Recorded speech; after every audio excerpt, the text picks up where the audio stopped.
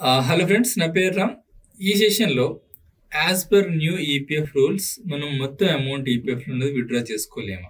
Only 75% మాత్రమే withdraw చేసుకునే chance ఉందా? అలానే ఏ సందర్భంలో 100% విత్‌డ్రా చేసుకునే ఛాన్స్ ఉంది? అలానే 12 మంత్స్ మనం వర్క్ చేసినట్టయితే ఈపీఎఫ్ నుంచి విత్‌డ్రా చేసుకునే ఛాన్స్ ఇప్పుడు ఉంది. సో వీటిల్లో కొంత కన్‌ఫ్యూజన్ క్రియేట్ అయింది. ఈ కన్‌ఫ్యూజన్‌ని క్లారిఫై చేసుకుంటూ అప్ టు డేట్ వరకు ఉన్న ఈపీఎఫ్ రూల్స్ అన్ని కూడా ఈ సెషన్లో మనం చెక్ చేద్దాం. మీకు తెలిసినట్టుగానే ఎంప్లాయీ ప్రావిడెంట్ ఫండ్ వచ్చేసి మ్యాండేటరీ రిటైర్మెంట్ సేవింగ్ ఫండ్. ఇందులో ఎంప్లాయీ దగ్గర నుంచి కాంట్రిబ్యూషన్ వెళ్తుంది, అలానే ఎంప్లాయర్ కూడా కొంత కాంట్రిబ్యూట్ చేస్తుంటారు. One of the safest fund, ఎందుకంటే ఇది సావరెన్ గ్యారెంటీ ఉంటుంది. సో హైయెస్ట్ ఇంట్రెస్ట్ రేట్ వచ్చి ఫిక్స్డ్ ఇన్కమ్ ఫండ్. ఇది 8.25% ఇంట్రెస్ట్ రేట్ ఇప్పుడు వస్తుంది. ఇప్పుడు major changes one by one చూద్దాం. ఫస్ట్ మేజర్ చేంజ్ వచ్చేసి withdrawal percentage up to 75%. So ఈ 75% విత్‌డ్రాయల్ రేట్ అన్నది ఇక్కడ ఎక్కువ కన్ఫ్యూజన్ ఉంది. ఇది ఎవరికంటే ఎవరైతే టెంపరీగా అన్ఎంప్లాయిడ్ ఉన్నారో వాళ్ళకి. అంటే ఎంప్లాయ్మెంట్ బ్రేక్ వచ్చింది, ఒక 3-4 మంత్స్ తర్వాత మనం మళ్ళీ రీజాయిన్ అవుతాం అనుకోండి. సో వాళ్ళ మటుకు 75% వరకు విత్‌డ్రా చేసుకోవచ్చు. మిగతా 25% రిటైర్మెంట్ అకౌంట్లో అలానే అట్టే పెట్టించాలి. అలానే ఈ విత్‌డ్రాయల్లో కూడా టోటల్ షేర్ ఆఫ్ విత్‌డ్రాయల్ ఇప్పుడు బాగా పెరిగింది. ఇంతకుముందు ఓన్లీ ఎంప్లాయీ షేర్ మాత్రమే విత్‌డ్రా చేసుకునే ఆప్షన్ ఉండేది. ఇప్పుడు ఎంప్లాయీ షేర్, ఎంప్లాయర్ షేర్, దాని మీద ఏదైతే జనరేట్ అయిన ఇంట్రెస్ట్ ఉందో మొత్తంలో మనం 75% విత్‌డ్రా చేసుకునే అవకాశం ఉంది. దీన్ని మనం ఒక ఎగ్జాంపుల్తో చూసినట్టయితే ఈపీఎఫ్ ఫండ్ బ్యాలెన్స్ మీ దగ్గర ఒక 10 lakhs ఉన్నట్టయితే దాని నుంచి 7.5 lakhs వరకు విత్‌డ్రా చేసుకోవచ్చు టెంపరీ అన్ఎంప్లాయ్మెంట్ ఏరియాలో. 2.5 lakh మటుకు మేము రిటైర్మెంట్ అకౌంట్లో అట్లానే పెట్టి ఉంచాలి. ఇంకా సెకండ్ చేంజ్ వచ్చేసి విత్‌డ్రాయల్ కేటగిరీస్. ఇంతకుముందు అరౌండ్ 13 వరకు కూడా డిఫరెంట్ రీజన్స్ లో విత్‌డ్రాయల్ చేసుకునే అవకాశం ఉండేది. వాటన్నిటిని ఇప్పుడు స్క్రాప్ చేసి 3 categories గా వీటిని డిసైడ్ చేశారు.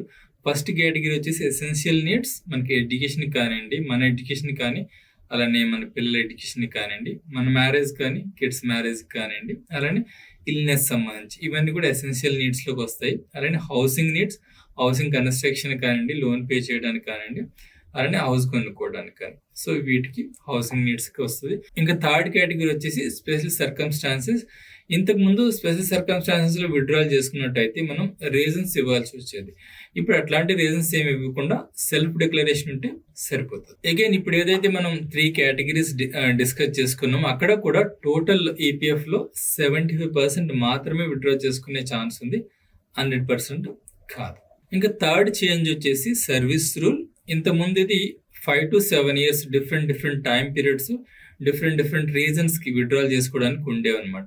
ఇప్పుడు అది మనం జస్ట్ 12 months వర్క్ చేసినట్టయితే ఆర్ 1 year వర్క్ చేసినట్టయితే, సో ఏదైతే మన ఈపీఎస్ ఫండ్ ఉందో, మనకి ఏదైతే ఇప్పుడు 3 categories డిస్కస్ చేసుకున్నామో ఆ కేటగిరీస్ లో విత్‌డ్రా చేసుకునే ఛాన్స్ ఉంది. సో జస్ట్ 12 months వర్క్ చేసినట్టయితే విత్‌డ్రాయల్ కి మనకి యాక్సెస్ వస్తుంది. ఇంకా ఫోర్త్ చేంజ్ వచ్చేసి విత్‌డ్రాయల్ లిమిట్స్. ఇంతకు ముందు ఎడ్యుకేషన్ కి, మ్యారేజ్ కి వీటికి కలిపి జస్ట్ 3 times మాత్రమే ఆప్షన్ ఉండేది విత్‌డ్రాయల్ చేసుకునే ఆప్షన్. దాన్ని ఇప్పుడు కొంత ఫ్లెక్సిబుల్ చేశారు. ఎడ్యుకేషన్ కి వచ్చేసి, అంటే మన ఎడ్యుకేషన్ కానీ, కిడ్స్ ఎడ్యుకేషన్ కానీ వాటికి వచ్చేసి 10 times వరకు విత్‌డ్రా చేసుకునే ఆప్షన్ ఉంది. అలానే మ్యారేజ్ పర్పస్ వచ్చేసి మేబీ మన ఓన్ మ్యారేజ్ కావచ్చు, పిల్లల మ్యారేజెస్ కావచ్చు, వాటికి వచ్చేసి 5 times వరకు ఆప్షన్ ఉంది విత్‌డ్రాయల్ చేసుకోవడం. ఇంకా ఫిఫ్త్ చేంజ్ వచ్చేసి అన్ఎంప్లాయ్మెంట్ కేసులో విత్‌డ్రాయల్. ఫర్ ఎగ్జాంపుల్ మీరు జాబ్ నుంచి కంప్లీట్ గా రిటైర్ అయిపోయారు. సో అలాంటి కేసులో కానివ్వండి, ఆర్ఎల్స్ జాబ్ నుంచి వచ్చేసి బిజినెస్ స్టార్ట్ చేసుకున్నారు, అట్లాంటి కేసులో కానివ్వండి, మీ ఈపీఎఫ్ ఏదైతే ఉందో అది ఇమ్మీడియట్ గా 75% వరకు విత్‌డ్రా చేసుకోవచ్చు. 12 months పీరియడ్ పాటు 25% పోర్షన్ ఏదైతే ఉందో అది అట్లానే పెట్టాలి. 12 months తర్వాత దాన్ని కూడా విత్‌డ్రా చేసుకునే ఛాన్స్ ఉంది. అలానే ఈపీఎస్ అనే పోర్షన్ కూడా ఉంటది కదా, ఈపీఎస్ ని కూడా 36 months తర్వాత విత్‌డ్రా చేసుకునే అవకాశం ఉంది. ఇంతకు ముందు రూల్స్ ప్రకారం అయితే 2 months తర్వాత ఈపీఎఫ్ అలానే ఈపీఎస్ కూడా రెండు కూడా విత్‌డ్రా చేసుకునే ఛాన్స్ ఉంటుంది. ఈ రూల్స్ మటుకు కొంచెం స్ట్రింజెంట్ చేశారు ఇప్పుడు. సో ఇవి కొంచెం అన్సాటిస్ఫాక్టరీగా ఉన్నాయి ఎంప్లాయీస్ కి. ఇంకా 6th మేజర్ చేంజ్ వచ్చేసి ఆన్లైన్ ప్రాసెస్. ఇంతకుముందు ఆల్రెడీ వెబ్సైట్ ద్వారా అయితే ఆల్రెడీ స్టార్ట్ అయింది. ఇప్పుడు న్యూ చేంజెస్ ప్రకారం ఏటీఎం ద్వారా అలానే యూపీఐ ద్వారా కూడా విత్‌డ్రాయల్ చేసుకునే అవకాశం ఉంది. అది ఎట్ టు ఇంప్లిమెంటేషన్ లో ఉంది అది. సో ఇంతకుముందు నేను జాబ్ నుంచి బయటకొచ్చి 10 ఇయర్స్ అయింది. 2015 ఎండింగ్‌లో బయటకొచ్చాను. ఎస్&పి గ్లోబల్‌లో నేను వర్క్ చేసేవాడిని. సో, అప్పుడు నా ఈపీఎఫ్‌ని విత్‌డ్రా చేసుకోవడానికి నేను ఇక్కడ డబల్‌లో కూకట్పల్లిలో ఉన్న ఏరియా ఆఫీస్‌కెళ్ళి అప్లై చేసుకోవాల్సొచ్చింది. సో, అప్పుడు ఫిజికల్‌గా ఈ పీఎఫ్ ఆఫీస్ విజిట్ చేసి మనం ఫార్మ్స్ ఫిల్ చేసి విత్‌డ్రాయల్ ప్రాసెస్ స్టార్ట్ చేయాల్సొచ్చేది. ఇప్పుడు వెబ్‌సైట్ ద్వారా మనం చేసుకోవచ్చు. అలానే న్యూ రూల్స్ ఏదైతే ఇంప్లిమెంట్ చేస్తున్నారో దాని ద్వారా ఏటీఎం ద్వారా కానివ్వండి, అలానే యూపీఐ ద్వారా కూడా విత్‌డ్రా చేసుకునే ఆప్షన్ ఉంది. ఈ యూపీఐ ద్వారా అలానే ఏటీఎం ద్వారా విత్‌డ్రా చేసుకోవడానికి ప్రీ రిక్విజిట్స్ మనం చూసుకున్నట్టయితే ఏదైతే మీ బ్యాంక్ అకౌంట్ కానీ, ఈపీఎఫ్‌కి లింక్ అయిన బ్యాంక్ అకౌంట్ కానీ అవన్నీ కూడా కేవైసీ కంప్లీట్‌గా అయ్యి ఉండాలి. మీ ఆధార్, పాన్ అలానే బ్యాంక్ అకౌంట్ కంప్లీట్‌గా లింకింగ్ ఉండాలి. సో, ఇవన్నీ కూడా ప్రాపర్‌గా ఉన్నట్టయితే మీరు దాన్ని యాక్సెస్ చేయడానికి ఈజీగా ఉంటుంది as and when it implements. అలానే మనకు తెలిసినట్టుగానే ఈపీఎఫ్ అనేది ట్యాక్స్ ఫ్రీ.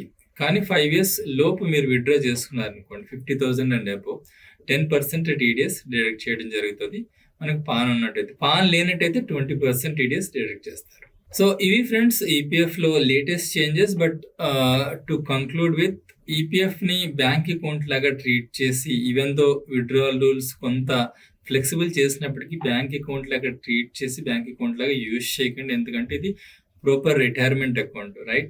సో, మనకి ఏదైతే క్యాపిటల్ అసెట్ కోసం కానీ, హౌసింగ్ పర్పస్ కానివ్వండి, కిడ్స్ ఎడ్యుకేషన్ కోసం కానివ్వండి, ఇట్లాంటి జెన్యూన్ నీడ్స్ కోసం మాత్రమే దీన్ని యూజ్ చేయండి తప్ప ఇంట్లో మనకు హౌస్ హోల్డ్ ఐటమ్స్ని అప్గ్రేడ్ చేసుకోవడానికి కానీ, ట్రిప్స్ కోసం కానీ ఇట్లాంటి వాటికి వాడకండి. ఎందుకంటే ఇది ప్రాపర్ రిటైర్మెంట్ అకౌంట్. దానికోసమే మ్యాక్సిమం ఉంచుకోవడానికి ప్రయత్నించండి. Thank you so much friends. ఈ వీడియో నచ్చినట్టయితే లైక్ చేయండి. అలానే మీ ఫ్రెండ్స్కి, ఫ్యామిలీ మెంబర్స్కి యూజ్ అవుతుంది అనిపిస్తే షేర్ చేయండి. ఎందుకంటే ఈపీఎఫ్ రూల్స్లో చాలా కన్ఫ్యూజ్ ఉంది. సో, హోప్ మీకు మంచి క్లారిటీ వచ్చింది అనుకుంటున్నాను. Thank you.